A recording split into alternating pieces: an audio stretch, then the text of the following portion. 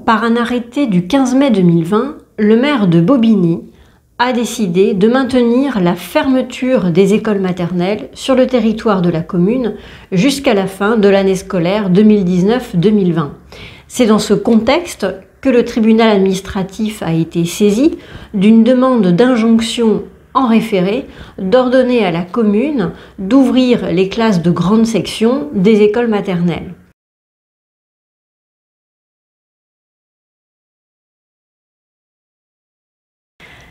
Dépossédé, pas jusque-là.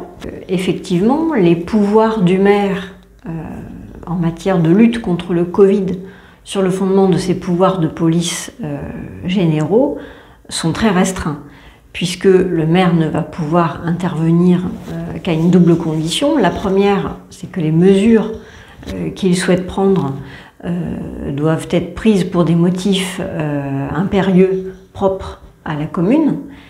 Et également, ces mesures ne doivent pas venir compromettre la cohérence et l'efficacité des mesures prises par l'État, cette fois-ci sur son pouvoir de police spéciale.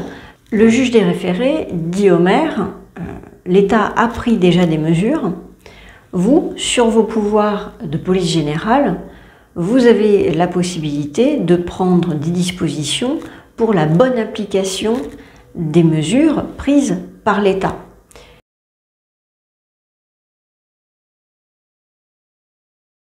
Pour le juge, la commune n'apportait pas de justification suffisante à son impossibilité totale d'ouvrir les classes des écoles maternelles, par exemple sur la configuration des locaux, les opérations préalables de nettoyage. Concernant les enseignants, encore une fois, pour le juge des référés, la commune ne justifiait pas de son impossibilité d'ouvrir ne serait-ce que partiellement les classes, d'autant que la requérante s'appuyait sur un sondage qui avait été réalisé auprès des parents de la ville de Bobigny, parents qui indiquaient, pour leur majorité, ne pas vouloir remettre leurs enfants à l'école.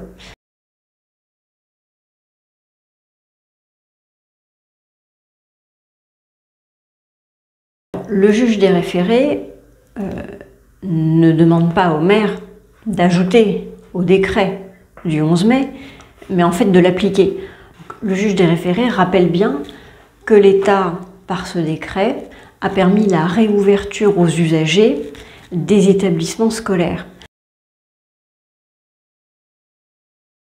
Les maires doivent, dans la mesure du possible, réouvrir leurs écoles, en tout ou partie. Ne pas le faire reviendrait à compromettre la cohérence et l'efficacité de la mesure de déconfinement prise par l'État à compter du 11 mai 2020. Le tout est bien évidemment que cette réouverture se fasse au regard de la circulaire du 4 mai 2020 et également du guide qui a été rédigé par le ministère de l'Éducation nationale sur le territoire des communes.